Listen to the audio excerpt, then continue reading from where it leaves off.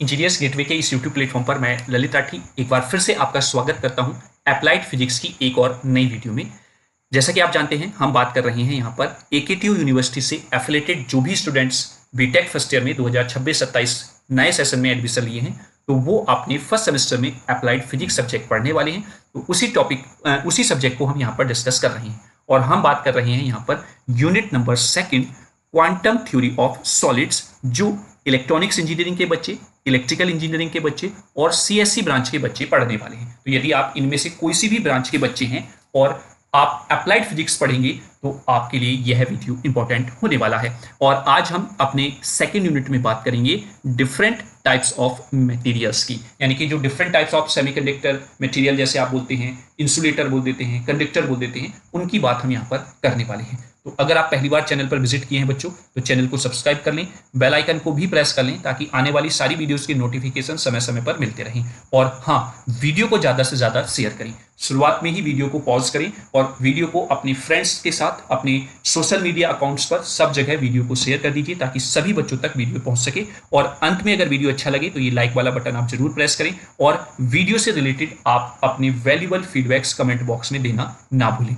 और जाते जाते मैं ये भी बताता हूँ, यहाँ पर हमारा एक हेल्पलाइन नंबर यहाँ पर दिया गया है, इस पर भी आप हमसे जुड़ सकते हैं। कोई भी सजेशन, कोई भी फीडबैक अगर आपको देना है तो आप इस नंबर के माध्यम से भी हमारे पास तक पहुंचा सकते हैं। और डिस्क्रिप्शन में आप जाएंगे तो वहां पर आपको टेलीग्राम चैनल का लिंक भी मिल जाएगा, आप वो भी हमारा ज्वाइन कर लें ताकि सारी वीडियोस के लिंक समय समय पर आपको मिलते रहें और सारी इंफॉर्मेशन से आप अपडेटेड रहें, जो भी आपके एग्जाम के, जो भी आपके स्टडी से रिलेटेड इंपॉर्टेंट होगा। तो चलिए वीडियो को शुरू करते हैं। और इस टॉपिक की नींव मैंने लास्ट लेक्चर में ऑलरेडी रख दी थी, आपको थोड़ा सा हिंट मैंने वहां पर दे दिया था। तो टाइप्स ऑफ मटेरियल में हम यहाँ पर बात करेंगे कंडक्टर्स की, सेमीकंडक्टर्स की और इंसुलेटर्स की। इस यूनिट के जो 3 टॉपिक इंपॉर्टेंट हैं शुरुआत के, वो हम ऑलरेडी डिस्कस कर चुके हैं। अगर वो वीडियोस आपने नहीं देखी हैं तो आप जाइए वो वीडियोस देख लीजिए, हमारे यूट्यूब चैनल पर ऑलरेडी अपलोडेड है, जिसमें हमने फ्री इलेक्ट्रॉन थ्योरी की बात की थी। देन उसके बाद हमने बात की थी बैंड गैप की, एनर्जी बैंड्स की। तो वो वीडियोस ऑलरेडी अवेलेबल हैं, आप उनको देखेंगे तो आसानी से ये यूनिट स्टेप बाय स्टेप आपको क्लियर होती चली जाएगी। तो चलिए शुरू करते हैं अपना आज का टॉपिक। शुरुआत करते हैं एक इंट्रोडक्शन के साथ। The electrical behaviour of the material is mainly determined by it's energy band structure. मतलब जो किसी भी मटेरियल का इलेक्ट्रिकल बिहेवियर है वो उसके एनर्जी बैंड स्ट्रक्चर के हेल्प से ही हम बता पाते हैं। अब एनर्जी बैंड स्ट्रक्चर क्या होता है, इसको कनेक्ट करने के लिए, इसको समझने के लिए आपको शुरुआत की वीडियोस बच्चा देखनी होगी। ठीक है, आगे बात कर लेते हैं। Specially the relationship between the valence band, conduction band and the forbidden energy gap, यानी कि एक रिलेशन होता है इसके बीच में, बैलेंस बैंड, कंडक्शन बैंड और फॉरबिडन एनर्जी गैप। वही हमें बिहेवियर ऑफ मटेरियल बताता है इलेक्ट्रिकल प्रॉपर्टी की फॉर्म में। Is that clear? चलिए आगे डिस्कस कर लेते हैं। बेसिक कॉन्सेप्ट क्या है एनर्जी बैंड का? बेसिक कॉन्सेप्ट ये है कि according to the quantum theory of solid, जो इलेक्ट्रॉन होता है आइसोलेटेड एटम, अगर हम बात करें आइसोलेटेड एटम, जो कि बोहर मॉडल एक्सप्लेन करता है, वो कहता है कि isolated atom discrete energy levels को ऑक्यूपाई करता है। Is that clear? लेकिन जब हम बात कर लेते हैं सॉलिड की तो उसमें very large number of atoms हमको देखने को मिलते हैं। उसी लार्ज नंबर ऑफ एटम्स की वजह से आपका जो मटेरियल है वो सॉलिड फॉर्म में बनता है ना। आपने different states of the material पढ़ी हुई हैं, जिसमें आपने लिक्विड, सॉलिड और गैस, ये 3 स्टेट्स वहां पर पढ़ी होंगी 12th लेवल पर भी। ठीक है, तो वहां पर आप क्या देखते हैं, जो एटम्स उसमें अवेलेबल होते हैं उन्हीं के प्रेजेंस की वजह से ये डिफरेंट टाइप्स ऑफ शेप्स आपको देखने को मिलती है। तो अगर सॉलिड में बात करें तो their atoms interact with one another, मतलब इस तरीके से, जैसे एक ही एटम हो गया, एक ही हो गया, एक ही हो गया, एक ही हो गया, इस तरीके से एटम एक दूसरे से मिले होते हैं, बहुत पास होते हैं, इंटरेक्ट होते हैं एक दूसरे के साथ, है ना। Individual energy levels split into a very small number of closely spaced levels, मतलब जो आइसोलेटेड एटम है अगर हम उसके एनर्जी लेवल की बात करें तो वो डिस्क्रीट एनर्जी लेवल होता है। क्यों? क्योंकि वहां पर केवल और केवल एक एटम की हम बात कर रहे होते हैं। लेकिन जब एक से ज्यादा, जो कि बहुत ज्यादा फॉर्म में एक दूसरे से अटैच भी रहते हैं, अगर हम उनकी बात करते हैं तो वहां पर जो एनर्जी लेवल्स हैं वो बहुत छोटे छोटे छोटे पार्ट्स में मिले होते हैं, बने होते हैं। जैसे कि यहां पर आप देखिए कुछ इस तरीके से आपके एनर्जी लेवल्स अवेलेबल रहते हैं।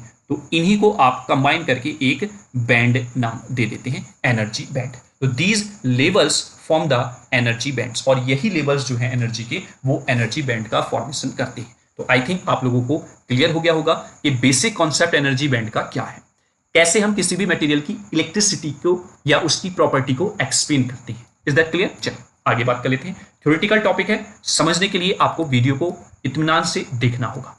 अब ये जो 3 इंपॉर्टेंट रीजंस हैं इनके बारे में हम थोड़ा सा रिकॉल कर लेते हैं। बैलेंस बैंड वो बैंड होता है जो हाईएस्ट एनर्जी बैंड ये चलता है, ऑक्यूपाई करता है इलेक्ट्रॉन नॉर्मल सिचुएशन में, ठीक है। कंडक्शन बैंड क्या होता है? कंडक्शन बैंड वो एनर्जी बैंड होता है जिसपे इलेक्ट्रॉन्स फ्री होते हैं मूव करने के लिए थ्रू द क्रिस्टल। क्रिस्टल के अंदर एक ऐसा एनर्जी बैंड, उस पर पहुंचने के बाद इलेक्ट्रॉन फ्री होते हैं मूव करने के लिए, और यही इलेक्ट्रॉन्स जो हैं वो कंट्रीब्यूट करते हैं for the electrical conduction. And at the end तीसरा जो है वो है आपका forbidden energy gap. Forbidden energy gap जो होता है वो एक ऐसा रीजन होता है जो बैलेंस बैंड और कंडक्शन बैंड के बीच में लाई करता है, जहां पर कोई भी इलेक्ट्रॉन की एग्जिस्टेंस अलाउ नहीं होती है। इसी को आप फॉरबिडन एनर्जी गैप या फिर बैंड गैप बोल देते हैं। बैंड गैप मतलब दो बैंड्स के बीच का सेपरेशन, दो बैंड्स के बीच का जो डिफरेंस है, गैप है, वही आपका बैंड गैप कहलाता है। और ये गैप किसके बीच में है? बैलेंस बैंड और कंडक्शन बैंड के बीच में। आई थिंक तीनों बैंड्स आपको समझ में आ गए होंगे। चलिए अब बात कर लेते हैं हम क्लासिफिकेशन ऑफ मटेरियल्स की। इन एनर्जी बैंड के स्ट्रक्चर्स के हिसाब से ही आप अपने मटेरियल को तीन डिफरेंट टाइप्स में क्लासिफाई कर पाते हैं। जैसे कि सबसे पहला है कंडक्टर, दूसरा है सेमीकंडक्टर और तीसरा है इंसुलेटर, ठीक है।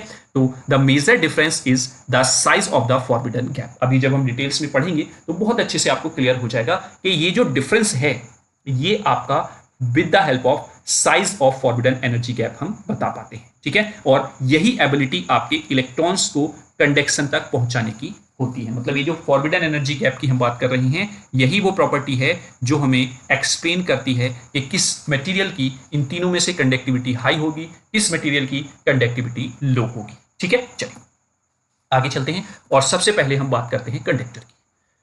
कंडक्टर क्या है? कंडक्टर एक ऐसा मटेरियल है जिसमें इलेक्ट्रिसिटी आसानी से मूव कर जाती है, कंडक्ट हो जाती है। तो conductors are the materials in which a large number of free electrons are available for the electrical conduction. जैसा कि शुरुआत में मैंने आपको बताया था कि इलेक्ट्रॉन्स आपके लोअर एनर्जी स्टेट से हायर एनर्जी स्टेट पर पहुंचाने होते हैं, और हायर एनर्जी स्टेट कौन सा है? कंडक्टर है। कंडक्टर में जब इलेक्ट्रॉन होता है, आपने उसका रिलेट किया कंडक्शन बैंड से, तो कंडक्शन बैंड में जो इलेक्ट्रॉन्स होते हैं वो फ्री होते हैं मूव करने के लिए, और जब इलेक्ट्रॉन्स का मोमेंटम होता है तभी आपकी इलेक्ट्रिसिटी फ्लो होती है और तभी आपको कंडक्शन देखने को मिलता है, ठीक है। तो कंडक्टर में number of free electrons available होते हैं इलेक्ट्रिकल कंडक्शन के लिए, ठीक है। और एग्जाम्पल की अगर हम बात करें, जैसे कॉपर वायर आप घरों में यूज करते हैं, सिल्वर वायर होता है, एल्युमिनियम का वायर होता है, गोल्ड का वायर होता है, आयरन का वायर होता है। तो इनमें आप क्या देखते हैं? इनमें इजीली करंट फ्लो हो जाता है। अगर आप किसी आयरन के यानी कि लोहे के वायर को किसी इलेक्ट्रिकल स्विच से कनेक्ट कर दें तो वहां पर करंट का झटका आपको लगेगा। चाहे गोल्ड आपके पास हो, गोल्ड को भी अगर आप टच कराएंगे, एल्युमिनियम को, सिल्वर को, कॉपर को, तो क्योंकि ये सब कंडक्टर के एग्जाम्पल हैं, इस वजह से वहां पर इलेक्ट्रिसिटी इजीली क्या हो जाती है? फ्लो हो जाती है। अब इनके एनर्जी बैंड स्ट्रक्चर की बात कर लेते हैं। तो कंडक्टर के अंदर क्योंकि 3 ही हमारे पास एनर्जी बैंड होते हैं, उसी के बेसिस पर हमें देखना है कि इसको कंडक्टर ही क्यों कहा जाता है। तो पहला पॉइंट क्या है? The valence band and conduction band overlap, और the conduction band is partially filled. मतलब कहने का ये है, हमारे पास 2 बैंड है, एक है कंडक्शन बैंड और दूसरा है आपका बैलेंस बैंड। तो कंडक्शन बैंड और बैलेंस बैंड जिस मटेरियल के ओवरलैप होते हैं एक दूसरे के साथ, मतलब ओवरलैपिंग आप देख रहे हैं ना, ये आपका ओवरलैपिंग है। ये रीजन वो रीजन है जो कंडक्शन बैंड में भी आ रहा है और बैलेंस बैंड में भी आ रहा है। तो मैं यहां लिख देता हूं, ये बैलेंस बैंड है और ये कंडक्शन बैंड है। तो ये वो रीजन है जो ओवरलैप सिचुएशन दिखा रहा है। तो इसी वजह से आपका जो इलेक्ट्रॉन है वो इजीली अवेलेबल है कंडक्शन बैंड में। अगर आप इस बॉर्डर को देखें कंडक्शन बैंड की, तो आपका इलेक्ट्रॉन जो है वो इजीली कंडक्ट करने के लिए अवेलेबल है, ठीक है। तो इसी वजह से इसको क्या नाम दे दिया जाता है? कंडक्टर। मतलब ऐसे मटेरियल्स जिनका बैलेंस बैंड और कंडक्शन बैंड एक साथ ओवरलैप कर रहा है, ओवरलैप सिचुएशन में है, तो वो आपके मटेरियल कंडक्टर्स कहलाते हैं। Therefore, electrons do not have to acquire a large amount of additional energy to participate in the conduction। मतलब इस सिचुएशन में आपके इलेक्ट्रॉन्स को बहुत लार्ज अमाउंट ऑफ एनर्जी की रिक्वायरमेंट नहीं है फॉर द कंडक्शन। वो जैसे ही आप उस पर अप्लाई करेंगे तुरंत वो कंडक्शन मोड में आ जाता है। Is that clear? I think आप लोगों को क्लियर हो गया होगा। ठीक है, यही आपको एनर्जी बैंड डायग्राम इसका बनाना है। तो अगर हम बात करें यहाँ पर फॉरबिडन एनर्जी गैप की, तो क्योंकि ओवरलैप होता है एक दूसरे के साथ, तो फॉरबिडन एनर्जी गैप हो जाता है 0। क्यों? क्योंकि बैंड्स एक दूसरे के साथ क्या है? ओवरलैप्ड हैं। अब कंडक्टर्स में इलेक्ट्रिसिटी कंडक्ट क्यों होती है, इसको समझ लेते हैं। Suppose an electric field is applied to a metal. एक मेटल के अक्रॉस हमने कोई भी इलेक्ट्रिक सप्लाई अप्लाई की है, ठीक है। तो उस सिचुएशन में क्या होगा? इलेक्ट्रॉन्स ऑलरेडी अवेलेबल है कंडक्शन बैंड में, जैसा कि मैंने यहाँ पर डायग्राम अभी बनाया आपको और दिखाया कि ये आपका कंडक्शन बैंड हो गया। चलिए मैं यहाँ पर कलर चेंज कर लेता हूँ, किसका? बैलेंस बैंड का, ताकि आपको कंफ्यूजन ना हो। ये आपका बैलेंस बैंड हो गया, ठीक है। यहाँ पर मैं लिख देता हूँ बैलेंस बैंड, और इसी कलर से जिससे हमने बनाया है इसमें लिख देता हूँ मैं कंडक्शन बैंड। तो आप क्या देख रहे होंगे? बैलेंस बैंड कंडक्शन बैंड के साथ ओवरलैप किए हुए हैं, और बैलेंस बैंड के टॉप ऑफ द लेवल, अगर आप लास्ट वाले लेक्चर्स में बने हुए थे तो टॉप ऑफ द लेवल्स आपके इलेक्ट्रॉन्स अवेलेबल रहते हैं, ठीक है। तो जब इलेक्ट्रॉन अवेलेबल हैं top of the valence band, तो उसका मतलब हुआ कि top of the valence band overlap है कंडक्शन बैंड के साथ, तो दैट मीन्स आपके इलेक्ट्रॉन्स ऑलरेडी अवेलेबल हैं किसमें? हायर एनर्जी स्टेट में, एक्साइटेड स्टेट में, ठीक है। तो therefore then they can easily change their energy and momentum and move through the material. मतलब वो इजीली अपने मोमेंटम को, अपनी एनर्जी को चेंज कर लेंगे मटेरियल के अंदर, जिस वजह से मूवमेंट ऑफ इलेक्ट्रॉन प्रोड्यूस हो जाएगा और उससे इलेक्ट्रिक करंट जनरेट हो जाएगा आसानी से। हमें ज़्यादा एफर्ट नहीं करना है। इसको आप ऐसे समझेंगे, अगर आपके घर में आपने दूध लिया दूधिया से, या आप डेयरी से लेकर आए, तो शुरू में डेयरी वाले क्या करते हैं? उसको फ्रिज में रखते हैं। अगर ताज़ा दूध भी आया है तो वो नॉर्मल टेम्परेचर पर रहता है। उसको लंबे समय तक, अगले दिन तक चलाने के लिए आपको क्या करना होता है? बॉयल करना होता है। तो आप उसको बॉयल करेंगे तो वो थोड़ा टाइम लेगा बॉयल होने में। आपने बंद कर दिया, जैसे ही आपने बंद किया तुरंत आपके घर में कोई गेस्ट आ गए। अब गेस्ट जैसे ही आए तो आप अगर उस बॉइल्ड दूध का ही चाय बनाएं, उनके लिए कॉफ़ी बनाएं, तो वो जल्दी बन जाएगी। क्यों? क्योंकि ऑलरेडी उसका टेम्परेचर हाई था, है ना। अब अगर उसी मिल्क को आप फ्रिज में रख देते हैं थोड़ी देर बाद, ठंडा नॉर्मल टेम्परेचर होने के बाद, और अगले दिन या उसी दिन के नाइट में कोई आपके पास गेस्ट आता है, तो तब तक वो फ्रिज में रखा हुआ दूध ठंडा हो जाता है, तो वो ज़्यादा समय लेगा। अब अगर टी या कॉफ़ी आप गेस्ट के लिए बना रही हैं, है ना, तो वही चीज़ यहाँ पर है कि हमें नॉर्मली क्या चाहिए? हमें इलेक्ट्रॉन्स कंडक्शन बैंड में ही चाहिए। तो आपको कंडक्शन बैंड में पहुंचाने के लिए उनको कुछ ना कुछ एनर्जी बाहर से देनी होगी, लेकिन क्योंकि यहां पर वैलेंस बैंड में जो इलेक्ट्रॉन हैं वो ऑलरेडी ओवरलैप किए हुए हैं कंडक्शन बैंड के साथ, तो कुछ इलेक्ट्रॉन्स ऑलरेडी अवेलेबल हैं कंडक्शन बैंड में। जैसे ही आप उनको थोड़ा सा भी एनर्जी देंगे तो वो मूव कर जाएंगे, और उसी मोमेंटम से आपको इलेक्ट्रिक करंट देखने को मिल जाएगी। Is that clear? तो आई होप आपको समझ में आ गया होगा कि कंडक्टर्स में इलेक्ट्रिसिटी क्यों इजिली कंडक्ट हो जाती है। ठीक है, चलिए अब बात कर लेते हैं नेक्स्ट इसकी इंपॉर्टेंट प्रॉपर्टीज की। तो पहली प्रॉपर्टी है कि वेरी हाई इलेक्ट्रिक कंडक्टिविटी आपको प्रोवाइड कराता है conductor. Large number of free electrons आपके यहां पर अवेलेबल होते हैं। वेरी स्मॉल और जीरो इफेक्टिव फॉरबिडन गैप आपको देखने को मिलता है। Conductivity generally decreases when temperature increases. इसको हम अभी आगे डिटेल में देखेंगे।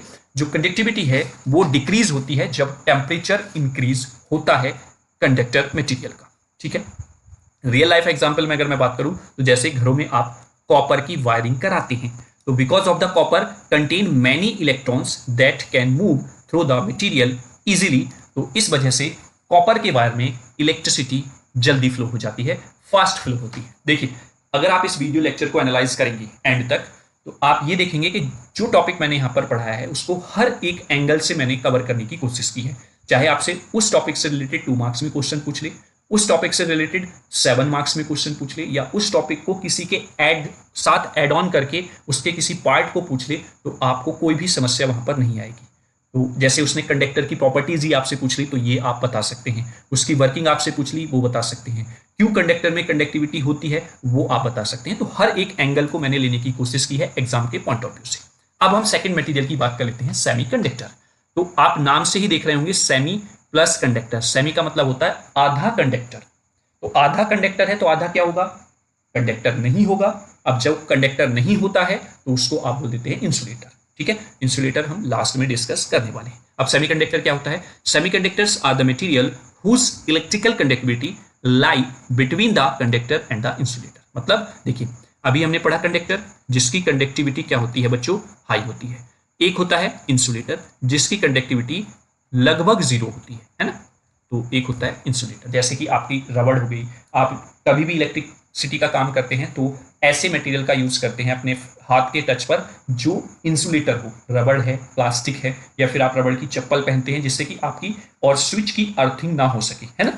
तो मतलब एक आपके पास ऐसा मटेरियल है जिसमें करंट का फ्लो होता है, एक ऐसा मटेरियल है जिसमें इजिली करंट का फ्लो नहीं हो पाता है। ठीक है, तो इस सिचुएशन में हमें एक ऐसे मटेरियल की जरूरत पड़ी कि अब इन दो मटेरियल की जगह हम एक ही मटेरियल से काम चला लें। वो जब हमें जरूरत पड़े कंडक्टर का काम कर दे, जब जरूरत पड़े इंसुलेटर का काम कर दे। तो वो मटेरियल था आपका सेमीकंडक्टर। अब सेमीकंडक्टर की जो कंडक्टिविटी है वो कंडक्टर से तो लो रहेगी, मतलब कम रहेगी, और इंसुलेटर से ज्यादा रहेगी। Is that clear? यही इस लाइन का मतलब हो जाएगा। ठीक है, चलिए एग्जाम्पल में अगर हम बात करें तो जाना पहचाना एग्जाम्पल सिलिकॉन का हो गया, जर्मेनियम का हो गया, और अगर इनके कंपाउंड की बात करें तो गैल्वियम आर्सेनाइड हो जाएगा। लास्ट लेक्चर में बहुत अच्छे तरीके से मैंने आपको डिटेल में बताया है कि गैल्वियम आर्सेनाइड किस टाइप का सेमीकंडक्टर होता है।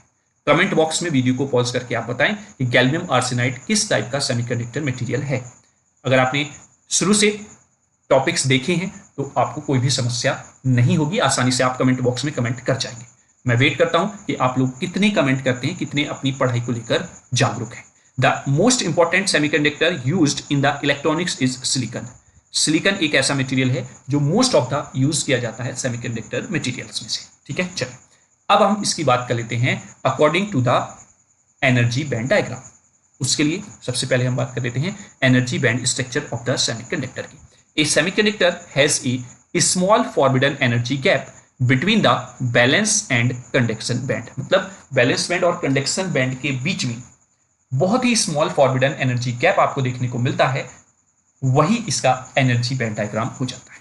तो अगर मैं यहां पर डायग्राम आपको बनाकर दिखाऊं बच्चों, तो ये आपका हो जाता है कंडक्शन बैंड और ये हो जाता है आपका बैलेंस बैंड।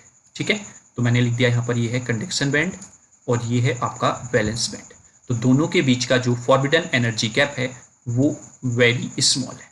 ठीक है, और ये डिपेंड करता है मटेरियल टू मटेरियल। जैसा कि फॉर एग्जांपल अगर आप यहां पर देखें तो अप्रोक्सीमेटली एट रूम टेम्परेचर जो एनर्जी बैंड गैप है फॉर द सिलिकॉन वो लगभग 1.1 इलेक्ट्रॉन वोल्ट होता है। वहीं पर अगर हम फॉर द जर्मेनियम इस फॉरबिडन एनर्जी गैप को देखते हैं तो वो लगभग 0.66 इलेक्ट्रॉन वोल्ट यानी कि 0.7 इलेक्ट्रॉन वोल्ट रहता है। तो अगर मैं इस गैप की बात करूं तो ये सिलिकॉन के लिए हो जाएगा बच्चा 1.1 इलेक्ट्रॉन वोल्ट, और यही forbidden energy gap for the germanium हो जाएगा 0.7 इलेक्ट्रॉन वोल्ट के लगभग। ठीक है, आई थिंक आप लोगों को समझ में आ गया होगा। चलिए अब बात कर लेते हैं हम नेक्स्ट, सेमीकंडक्टर में इलेक्ट्रिसिटी क्यों कंडक्ट होती है ना? चलिए इसकी बात करें तो at very low temperature very few electrons have enough energy to cross the band gap. मतलब अगर बहुत लो टेम्परेचर पर भी हम देखें तो कुछ इलेक्ट्रॉन्स ऐसे होते हैं, मतलब हम ये नहीं कहेंगे बहुत सारे इलेक्ट्रॉन्स, कुछ इलेक्ट्रॉन्स ऐसे होते हैं जिनके पास थोड़ा बहुत इनफ एनर्जी होती है कि वो बैंड गैप को क्रॉस कर जाए।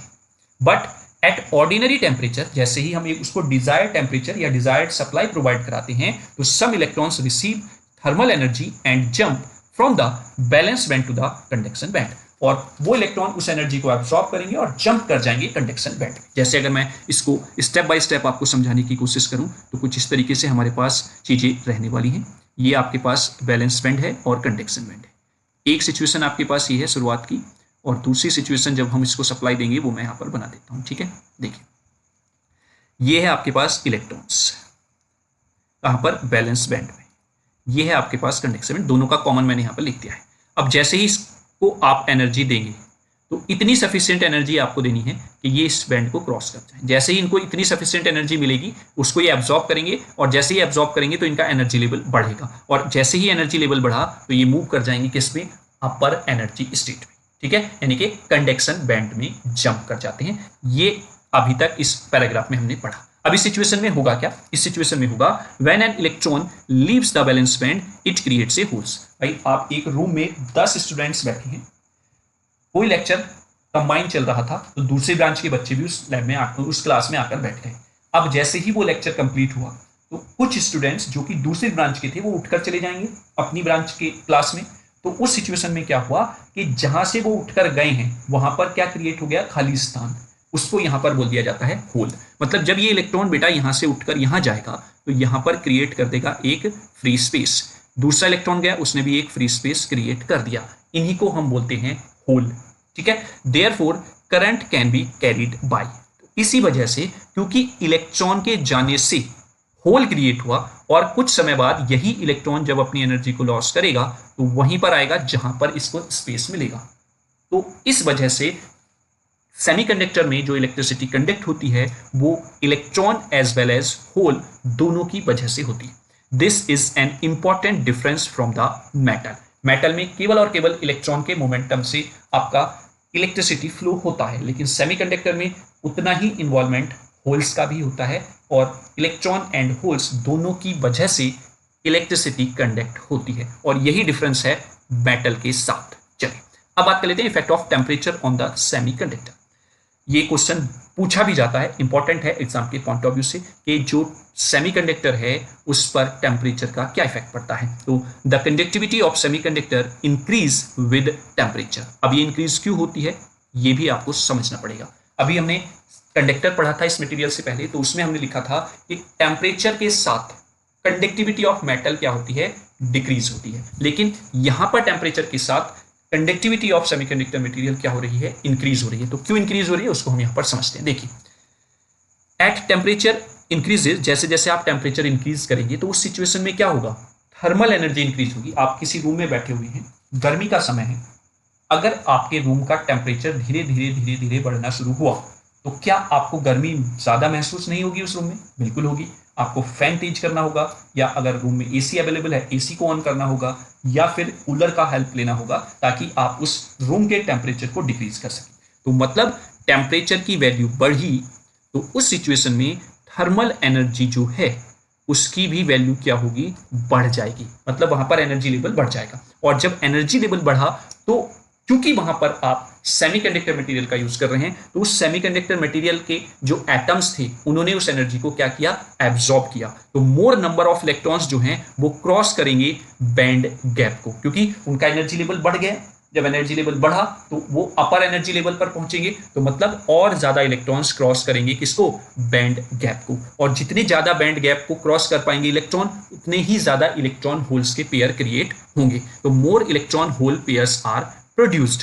तो बहुत ज्यादा इलेक्ट्रॉन्स के पेयर प्रोड्यूस होना स्टार्ट हो जाएंगे। और अभी हमने पिछली स्लाइड में पढ़ा है कि जो कंडक्टिविटी होती है सेमीकंडक्टर में वो इलेक्ट्रॉन होल के पेयर जनरेशन से ही होती है। तो जब number of electron hole pair बढ़ गए टेम्परेचर के बढ़ाने की वजह से, तो इस सिचुएशन में number of charge carriers increase हो गए, तो उन्होंने कंडक्टिविटी को सेमीकंडक्टर की क्या कर दिया मेरे बच्चा? इंक्रीज कर दिया। Is that clear? तो आई होप आप लोगों को समझ में आ गया होगा स्टेप बाय स्टेप इस फ्लो चार्ट से कि किस तरीके से टेम्परेचर का इफेक्ट पड़ता है सेमीकंडक्टर के ऊपर। ठीक है, तो therefore we can say that semiconductor have a negative temperature coefficient of resistance. मतलब अब इसको भी मैं समझाने की कोशिश करता हूं। देखिए, एक वर्ड यहां पर आया रेजिस्टेंस। अब रेजिस्टेंस को आप समझेंगे ऐसे कि आप किसी काम को कर रहे हैं, उसमें जो भी प्रॉब्लम्स आई तो वो आपके उस वर्क को रजिस्ट कर रही हैं, है ना, रोक रही हैं, बाधा डाल रही हैं। तो वैसे ही इलेक्ट्रिसिटी की फॉर्म में अगर हम बात करें तो इलेक्ट्रिक करंट जो है, due to the movement of electrons, जो करंट फ्लो होता है उसके रास्ते में जो बाधा उत्पन्न करता है, उसकी स्पीड को जो कंट्रोल करता है, वो है आपका रेजिस्टेंस। ठीक है, तो दैट मीन्स क्योंकि टेम्परेचर बढ़ने के साथ साथ टेम्परेचर क्या हो रहा है? इंक्रीज हो रहा है। तो टेम्परेचर इंक्रीज होने की वजह से जो कंडक्टिविटी है सेमीकंडक्टर की वो इंक्रीज हो रही है। मतलब करंट की वैल्यू जो है, करंट का जो फ्लो है वो क्या हो रहा है? बढ़ रहा है। और जब करंट का फ्लो बढ़ रहा है तो ऑब्वियसली बात है रेजिस्टेंस की वैल्यू घटेगी, क्योंकि रेजिस्टेंस ही वो ऐसा फैक्टर है जो करंट की स्पीड को कंट्रोल करता है ना। तो जब हमने करंट को बढ़ाया तो ऑब्वियसली बात है करंट तभी बढ़ा होगा जब रेजिस्टेंस की वैल्यू डिक्रीज हुई होगी। तो मतलब कहने का हुआ कि सेमीकंडक्टर के अंदर जो रेजिस्टेंस है वो निगेटिव टेम्परेचर कोफिशिएंट होता है, मतलब टेम्परेचर बढ़ाने पर सेमीकंडक्टर मटेरियल की रेजिस्टिविटी क्या होती है, घटती है। और अगर मैं इसको कंडक्टिविटी के कंपैरिजन में लिखूं तो semiconductor have A positive temperature coefficient of conductivity, मतलब जब टेम्परेचर बढ़ाएंगे तो पॉजिटिव फॉर्म में आपकी सेमीकंडक्टर की कंडक्टिविटी भी क्या होगी, इंक्रीज हो जाएगी। आई थिंक आपको सारी चीजें बहुत अच्छे से क्लियर हो गई होंगी। अब ऐसे ही हम बात कर लेते हैं important properties of the semiconductor. तो सबसे पहला है conductivity is between the conductor and insulator, मतलब जो सेमीकंडक्टर है उसकी कंडक्टिविटी कंडक्टर और इंसुलेटर के बीच में लाई करती है। जैसा कि मैंने बताया कि इंसुलेटर से ज्यादा होती है, कंडक्टर से कम होती है। They have a small forbidden energy gap, दोनों इस टाइप के मटेरियल में फॉरबिडन एनर्जी गैप जो होता है वो क्या होता है, बहुत ही कम होता है। Both electrons and holes can participate in the conduction, मतलब electron as well as holes दोनों पार्टिसिपेट करते हैं in the conduction of the conductivity electricity.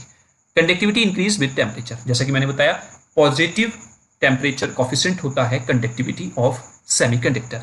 There conductivity can be controlled by adding the impurities. जब हम different types of semiconductor materials पढ़ेंगे on the basis of the adding impurities, तब आपको वहां पर पता चलेगा कि इम्प्योरिटीज ऐड करने की वजह से भी हम कैसे कंडक्टिविटी को सेमीकंडक्टर की कंट्रोल करते हैं, यानी कि घटा भी सकते हैं, बढ़ा भी सकते हैं। They are extremely important in the electronic device. जैसे सेमीकंडक्टर मटेरियल की इन्वेंशन हुई उसके बाद इलेक्ट्रॉनिक्स में एक नया ही मोड़ ले लिया, तो एक मोस्ट इंपॉर्टेंट डिवाइस है इलेक्ट्रॉनिक्स के पॉइंट ऑफ व्यू से। ठीक है, चलिए आगे हम बात कर लेते हैं एप्लीकेशंस की सेमीकंडक्टर्स की। तो सेमीकंडक्टर की एप्लीकेशन हो गया diode, transistor, LEDs, solar cells, जो कि आप अपने घरों की छतों पर आजकल सोलर पैनल्स देखते हैं तो वहां पर भी सेमीकंडक्टर मटेरियल्स का यूज होता है। आईसीज में सेमीकंडक्टर, माइक्रो प्रोसेसर, सेंसर, सब जगह सेमीकंडक्टर मटेरियल का यूज होता है। ठीक है, चलिए अब बात कर लेते हैं इंसुलेटर की। इंसुलेटर जैसे ही आप यहाँ पर देख रहे होंगे तो कुछ एग्जाम्पल्स यहाँ पर मैंने मेंशन किए हुए हैं, जैसे glass, rubber, mica, diamond, plastic. तो ये ऐसे मटेरियल हैं जिन्हें आपको पढ़कर लग रहा होगा कि यार इन मटेरियल्स का मतलब है कि ये करंट के फ्लो को बंद कर देते हैं, मतलब जिनमें करंट का फ्लो नहीं होगा। अब फ्लो कैसे नहीं होगा, अगर आप सोचिए तो कंडक्टर में यार इलेक्ट्रॉन्स फ्री थे मूव करने के लिए, अवेलेबल थे ऑलरेडी कंडक्शन बैंड में। सेमीकंडक्टर में हमें थोड़ा सा काम करके, थोड़ा सा एफर्ट करके उनको कंडक्शन बैंड में पहुंचा दिया था। तो इसका मतलब कंडक्शन बैंड में पहुंच रहा है इलेक्ट्रॉन, तभी हमारा कंडक्टिविटी हो रही है। तो उसके लिए forbidden energy gap, balance band और कंडक्शन बैंड के बीच का जो गैप है वो कम होना चाहिए, लिमिट के अंदर होना चाहिए। अगर लिमिट से ज्यादा हो गया तो हम वहां पर नहीं पहुंचा सकते, तो वही आपका इंसुलेटर है। समझ गए? Insulators are the material in which electrons can not easily move because the valence band is completely filled, मतलब इंसुलेटर टाइप के जो मटेरियल्स होते हैं उसमें इलेक्ट्रॉन्स इजिली मूव नहीं कर पाते हैं from the valence band to conduction band, क्योंकि बैलेंस बैंड कंप्लीटली फिल होता है और कंडक्शन बैंड जो सेपरेट होता है बैलेंस बैंड से, उनके बीच में एक लार्ज फॉरबिडन एनर्जी गैप देखने को मिलता है। जैसे अगर मैं यहाँ पर डायग्राम बनाऊं तो थोड़ा सा मैं भी यहाँ पर एक लार्ज बैंड गैप ही आपको दिखाऊंगा ताकि आपको विश्वास भी हो जाए, है ना। ये सर ने बताया है तो इतना ही होता होगा कि वो उसको क्रॉस ना कर सके। ठीक है, हाँ बेटा इतना ही होता है, क्योंकि इतना नहीं होगा तो वो इलेक्ट्रॉन आपका उसे क्रॉस करके चला जाएगा। ये ईजी जो है ये कहीं ना कहीं आपको 3 इलेक्ट्रॉन वोल्ट देखने को मिल जाता है, कहीं पर आपको ये 5 इलेक्ट्रॉन वोल्ट भी देखने को मिल जाता है, तो उससे आपको घबराने की जरूरत नहीं है। ये इतना है कि आपका इलेक्ट्रॉन जो बैलेंस बैंड में अवेलेबल हैं वो इसको क्रॉस आउट नहीं कर पाते हैं। इसके लिए बहुत ज़्यादा एनर्जी की रिक्वायरमेंट होती है, जितनी एनर्जी हम प्रोवाइड नहीं करा सकते, और इसी वजह से कंडक्शन बैंड में इलेक्ट्रॉन्स नहीं पहुंचते हैं, और इलेक्ट्रॉन्स कंडक्शन बैंड में नहीं पहुंचेंगे तो कंडक्टिविटी नहीं हो सकती है। ठीक है, चलिए एनर्जी बैंड स्ट्रक्चर की बात करें तो मैंने अभी पीछे बनाकर दिखाया है। Insulator has a large forbidden energy gap, the energy required to move an electron from the valence band to the conduction band is very large. बहुत लार्ज अमाउंट ऑफ एनर्जी आपको एक ही इलेक्ट्रॉन को मूव कराने के लिए जरूरत होगी। Therefore under the ordinary condition almost no electron reach the conduction band, और इसी वजह से कोई भी इलेक्ट्रॉन कंडक्शन बैंड तक नहीं पहुंच पाता है। अब इसमें कंडक्टिव मतलब इलेक्ट्रिसिटी क्यों कंडक्ट नहीं करती है इंसुलेटर में, उसको भी हम देख लेते हैं। Because the valence band is completely field, conduction band is almost empty, मतलब एम्प्टी है, खाली है पूरा, उसमें कोई भी इलेक्ट्रॉन अवेलेबल नहीं है फ्रीली मूव करने के लिए। The forbidden energy gap is very large, बहुत लार्ज फॉरबिडन एनर्जी गैप होता है। इस वजह से आपका इंसुलेटर के अंदर इलेक्ट्रिसिटी कंडक्ट नहीं होती है और ordinary thermal energy is insufficient to move a significant number of electrons across the gap. और ऑर्डिनरी थर्मल एनर्जी की अगर हम बात करें तो उतनी एनर्जी इनफ नहीं होती है आपके इलेक्ट्रॉन्स को कंडक्शन बैंड तक पहुंचाने के लिए। तो hence very few free charge carriers are, therefore the conductivity is very low. मतलब बाई चांस एक दो इलेक्ट्रॉन अगर अवेलेबल हो गया कंडक्शन बैंड में तो बहुत रेयर केस है कि वहां पर एक बहुत स्मॉल अमाउंट ऑफ कंडक्टिविटी आपको देखने को मिल जाए। Is that clear? तो ये आपका एनर्जी बैंड स्ट्रक्चर और साथ ही साथ इंसुलेटर में क्यों कंडक्टिविटी इलेक्ट्रिसिटी कंडक्ट नहीं हो पाती है वो क्लियर हो गया होगा यहाँ पर इन स्टेप्स की हेल्प से। अब अगर हम कंपैरिजन की बात करें तो ये कंपैरिजन टेबल है, आप इसको वीडियो को पॉज करें, स्टेप बाय स्टेप कंपैरिजन पढ़ेंगे तो आपको पूरा video lecture neat and clean तरीके से रिवाइज हो जाएगा। चलिए आगे हम बात कर लेते हैं यहाँ पर इफेक्ट ऑफ टेम्परेचर। अब इसको थोड़ा सा हम डिटेल में पढ़ लेते हैं मटेरियल्स के पॉइंट ऑफ व्यू से, जो हमने मटेरियल अभी क्लासिफाई की है। तो सबसे पहले कंडक्टर की बात कर लेते हैं। जब कंडक्टर में टेम्परेचर को आप इंक्रीज करते हैं, एक लाइन में मैं बता देता हूं, टेम्परेचर इंक्रीज होगा तो कंडक्टिविटी डिक्रीज होगी कंडक्टर के अंदर, ये हमें पता है। लेकिन कैसे होगी? देखिए टेम्परेचर बढ़ाया गया है यहाँ पर। अब टेम्परेचर बढ़ने से क्या होगा, लैटिस वाइब्रेशंस जो हैं इसके सॉलिड के अंदर एटम्स के, वो क्या हो जाएंगे, वो इंक्रीज होना स्टार्ट हो जाएंगे।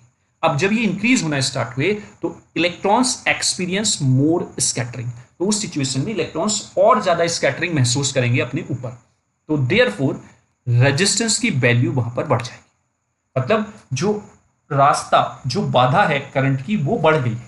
अब वो बढ़ी है तो ऑब्वियसली बात है करंट की वैल्यू घटेगी, और करंट की वैल्यू घटेगी तो कंडक्टिविटी का डाउनफॉल होगा। ठीक है, तो मतलब सिंपल सा कहने का है कि कंडक्टर के अंदर अगर हम टेम्परेचर को बढ़ाते हैं तो उस सिचुएशन में रेजिस्टेंस की वैल्यू यहाँ पर क्या होगी, रेजिस्टेंस की वैल्यू यहाँ पर बढ़ जाएगी। ठीक है, मैं इसको चेंज कर देता हूँ, यहाँ पर ये इंक्रीज हो जाएगी। और जब ये इंक्रीज होगी तो क्योंकि ये इन्वर्सली प्रोपोर्शनल होती है कंडक्टिविटी के, तो कंडक्टिविटी डिक्रीज हो जाएगी कंडक्टर मटेरियल की। वहीं पर अगर हम नेक्स्ट बात करें सेमीकंडक्टर की, तो ये चार्ट मैं आपको ऑलरेडी डिस्कस कर चुका हूं। जैसे ही आप टेम्परेचर बढ़ाएंगे तो मोर number of electron hole pairs generate होंगे और उस वजह से number of charge carriers increase हो जाएंगे, जिसके कारण आपका करंट फ्लो बहुत तेजी से होने लगेगा और उस वजह से आपके मटेरियल की कंडक्टिविटी क्या हो जाएगी, इंक्रीज हो जाएगी। ये 5-6 स्टेप्स थे जिसको मैंने शॉर्ट करके 4 स्टेप्स में यहाँ पर आपको रिवाइज करा दिया है। तो इंसुलेटर में अगर हम बात करें तो even when the temperature increases the large band gap makes it difficult for electrons to reach the conduction band. मतलब अगर हम इंसुलेटर मटेरियल में टेम्परेचर भी बढ़ाएंगे तो वो भी इनफ नहीं है आपके इलेक्ट्रॉन्स को बैलेंस बैंड से कंडक्शन बैंड तक पहुंचाने के लिए। तो therefore their conductivity generally remains very small under the ordinary condition. मतलब ये पॉसिबिलिटी नहीं है कि आप इलेक्ट्रॉन्स को इंसुलेटर में बैलेंस बैंड से कंडक्शन बैंड तक पहुंचा सकें। ठीक है, तो अब अगर हम बात करें इन मटेरियल्स के अंदर इंपॉर्टेंट रोल फर्मी लेवल का, आगे के जो टॉपिक हैं उसका थोड़ा सा हम यहां पर बेस बना लेते हैं। आप पढ़ेंगे आगे Fermi direct distribution, Fermi level, तो उसको हम थोड़ा सा यहां पर समझ लेते हैं। The Fermi level is another important concept in the classification of the material. मतलब मटेरियल्स को क्लासिफाई करने में फर्मी लेवल का भी अपना एक इंपॉर्टेंट रोल होता है। जैसे कंडक्टर है तो Fermi level lies within the allowed energy band allowing electrons to occupy near the available state. मतलब कंडक्टर्स के अंदर फर्मी लेवल जो है वो within an allow energy level lie करता है, जहां पर इलेक्ट्रॉन्स ऑक्यूपाई होते हैं नियर द अवेलेबल स्टेट। मतलब जो अवेलेबल स्टेट्स वहां पर उस कंडक्टर में हैं उनके पास ऑक्यूपाई रहता है आपका इलेक्ट्रॉन। Is that clear? वहीं पर उसी वजह से आप इसको क्लासिफाई कर रहे हैं कि ये कंडक्टर होता है। अब अगर मैं सेमीकंडक्टर की बात करता हूं तो the Fermi level lies within the forbidden gap, यानी कि फॉरबिडन गैप के बीच में कहीं ना कहीं आपको फर्मी लेवल देखने को मिलेगा सेमीकंडक्टर के अंदर। Generally approximately Midway between the valence band and conduction band of A intrinsic semiconductor. और अगर हम इंट्रिंसिक सेमीकंडक्टर में बात करें तो वो अप्रोक्सीमेटली अवेलेबल होने की जो चांसेस हैं वो Midway between the valence band and conduction band, बिल्कुल मिडिल में आपको देखने को मिल जाएगा। ठीक है, चलिए नेक्स्ट इंसुलेटर की बात करें तो the Fermi level also lie in the forbidden gap but the gap is very very large. देखिए, अगर मैं बात करूं तो ये कुछ इस तरीके से आपको बताने की यहां पर कोशिश की जा रही है। मतलब फर्मी लेवल जो है वो आपका with in the forbidden energy gap आपको देखने को मिलेगा इंसुलेटर और सेमीकंडक्टर के अंदर। सेमीकंडक्टर अगर इंट्रिंसिक टाइप है तो बिल्कुल मिड ऑफ द बैलेंस, ये तो कंडक्शन बैंड है, कंडक्शन बैंड और बैलेंस बैंड के बिल्कुल मिडिल में आपको देखने को मिलेगा। इंसुलेटर में भी मिडिल, बीच में ही देखने को मिलता है, लेकिन फॉरबिडन एनर्जी गैप बहुत ज्यादा होता है इंसुलेटर के अंदर। और कंडक्टर में वहां पर आपके इलेक्ट्रॉन्स ऑक्यूपाई रहेंगे, अवेलेबल रहेंगे, जहां पर स्टेट्स अवेलेबल हैं। ठीक है, तो वो उस तरीके के मटेरियल्स आपके कंडक्टर कहलाएंगे। तो आप इस फर्मी लेवल की पोजीशन के हिसाब से भी आपके मटेरियल का क्लासिफिकेशन कर सकते हैं। So the position of Fermi level and the size of the band gap helps to explain the electrical behaviour of the solid. तो इन दोनों स्टेप्स से हमें ये कंक्लूजन देखने को मिला कि अगर आपके इलेक्ट्रिकल बिहेवियर को देखना है सॉलिड के अंदर, तो आप उस मटेरियल को, उस सॉलिड को क्लासिफाई कर सकते हैं on the basis of size of the band gap as well as the position of the Fermi level. ठीक है, तो ये दोनों फैक्टर्स हेल्प करते हैं मटेरियल्स के क्लासिफिकेशन में। ठीक है, अब अगर हम बात करें why silicon is a semiconductor material, silicon क्यों सेमीकंडक्टर मटेरियल होता है, उसकी अगर हम बात करें, आपसे क्वेश्चन अगर पूछ लिया जाता है, तो सिलिकॉन के आउटर मोस्ट सेल में 4 बैलेंस इलेक्ट्रॉन होते हैं, क्योंकि इसका जो नंबर है एटॉमिक वो कितना होता है 14, और अगर आप इसको डिस्ट्रीब्यूट करेंगे तो 2 4 6 सॉरी 2 8 और 4 इस तरीके से आपका डिस्ट्रीब्यूशन होता है इलेक्ट्रॉन्स का सेल्स के अंदर। तो अगर आप आउटर मोस्ट सेल या आउटर मोस्ट क्लास में अगर नंबर ऑफ इलेक्ट्रॉन्स देखें तो वो कितनी है, 4 है। In a silicon crystal each silicon atom forms a covalent bond with the neighbour atom. मतलब कुछ इस तरीके से सिलिकॉन है, इसके पास 4 आउटर मोस्ट क्लास में क्या है, इलेक्ट्रॉन अवेलेबल है। वैसे ही इसके पास दूसरा सिलिकॉन है क्रिस्टल के अंदर, उसके पास भी कितनी है, 4 इलेक्ट्रॉन्स अवेलेबल हैं। तो इसका एक इलेक्ट्रॉन इसके साथ क्या कर लेगा, कोवैलेंट बॉन्ड के साथ अटैच हो जाएगा। ठीक है, वैसे ही इस सिलिकॉन के इस मटेरियल के साथ इस इलेक्ट्रॉन के साथ ये अटैच हो जाएगा। यहां पर एक सिलिकॉन होगा, उसका एक इलेक्ट्रॉन इसके साथ कोवैलेंट बॉन्ड बना लेगा। एक यहां पर होगा सिलिकॉन, उसका एक इलेक्ट्रॉन यहां पर कोवैलेंट बॉन्ड बना लेगा। तो इस तरीके से जो आउटर मोस्ट 4 इलेक्ट्रॉन्स हैं वो अपने 4 जो नाइबर सिलिकॉन एटम्स होंगे क्रिस्टल के अंदर, उनके साथ कोवैलेंट बॉन्ड बना लेता है। And then at very low temperature जो ये कोवैलेंट बॉन्ड है, most electrons remain bounded in these bonds, so there are very few charge carriers available. तो कुछ ही चार्ज कैरियर्स अवेलेबल हो पाते हैं कंडक्शन के लिए। तो when temperature increases some electrons acquire enough energy to break free from their bonds and enter the conduction band. तो जैसे ही आप इसको बाहर से कोई एनर्जी प्रोवाइड कराएंगे या टेम्परेचर इंक्रीज करना स्टार्ट करेंगे, तो ये एनर्जी कंज्यूम करेंगे। एनर्जी कंज्यूम करने के साथ साथ जो ये एक दूसरे से बंधे हुए थे, इनके पास एनर्जी आ गई, तो ये क्या करेंगे, इस बॉन्ड को क्या कर देंगे, ब्रेक कर देंगे। ठीक है, और ब्रेक करने के बाद फ्री हो जाएंगे और कंडक्शन बैंड में मूव कर जाएंगे। This produces free electrons plus hole. जहां से इलेक्ट्रॉन गया है वहां पर क्रिएट हो जाएगा आपका होल। तो यहां से आपको फ्री इलेक्ट्रॉन और होल्स का कॉम्बिनेशन या पेयर जनरेशन हो गया। और हमने अभी पढ़ा है कि सेमीकंडक्टर के अंदर फ्री इलेक्ट्रॉन एंड होल्स के जनरेशन से ही, उनके पेयर के जनरेशन की वजह से ही इलेक्ट्रिसिटी क्या होती है, कंडक्ट होती है। Thus silicon can conduct electricity but not as easily as copper. मतलब हम ये नहीं कह सकते कि कॉपर के समान ही इजीली आप इसमें इलेक्ट्रिसिटी को जनरेट कर सकते हैं। ठीक है, तो ये आपका हो गया कि सिलिकॉन को सेमीकंडक्टर क्यों कहा जाता है। ठीक है, तो आई होप आप लोगों को सेशन अच्छा लगा होगा।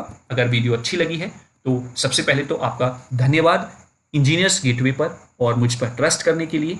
आपने चैनल को सब्सक्राइब किया है, बेल आइकन को भी प्रेस किया हुआ है। अगर नहीं किया है तो आप कर लीजिए। मैं डेफिनेटली आपको प्रॉमिस करता हूं कि आपका जो चैनल को सब्सक्राइब करने का एफर्ट है वो वेस्ट नहीं जाने दूंगा। आप हमारे साथ बने रहिए, गारंटी के साथ कहता हूं। एग्जाम ओरिएंटेड सारी चीजें आपको बताई जाएंगी। सेशन अगर अच्छा लगा है तो लाइक वाला बटन आप जरूर प्रेस कर दें। अदरवाइज आप अपने वैल्यूएबल कमेंट्स जरूर लिखें। अगर आप वीडियो को लाइक भी नहीं कर रहे हैं तो आप अपने वैल्यूएबल फीडबैक्स कमेंट बॉक्स में जरूर लिखें। कैसा आपको लेक्चर लगा, कोई आपका सजेशन है, कोई आपका फीडबैक है तो आप जरूर मेंशन करें। अगर आप पहली बार चैनल पर जुड़े हैं, पहली बार वीडियो देख रहे हैं, तो चैनल को सब्सक्राइब कर लीजिए। ऐसी ही दमदार वीडियोस हर एक टॉपिक्स की आप तक पहुंचती रहेंगी अगर आप बेल आइकन को भी प्रेस कर लेते हैं तो। ठीक है, तो मुझे उम्मीद है कि आप लोगों को सेशन अच्छा लगा होगा। और शुरुआत में जैसा कि मैंने आपसे रिक्वेस्ट किया था, आप वीडियो को ज़्यादा से ज़्यादा शेयर भी करें ताकि सभी बच्चों तक वीडियो पहुंच सके और ज़्यादा से ज़्यादा बच्चे हमसे जुड़ सकें और वीडियोज़ का लाभ उठा सकें। तो चलिए मिलेंगे नेक्स्ट वीडियो में, तब तक आप अपनी पढ़ाई करते रहिए और फिजिक्स सब्जेक्ट को एक स्ट्रॉन्गनेस प्रदान करते रहिए। तो चलिए मिलते हैं नेक्स्ट वीडियो में नेक्स्ट टॉपिक के साथ, और ज़्यादा एनर्जी के साथ और ज़्यादा मजबूती के साथ, आपकी वैल्यूएबल कमेंट्स को ध्यान में रखते हुए। चलिए मिलेंगे नेक्स्ट वीडियो में, तब तक के लिए जय हिंद, जय भारत।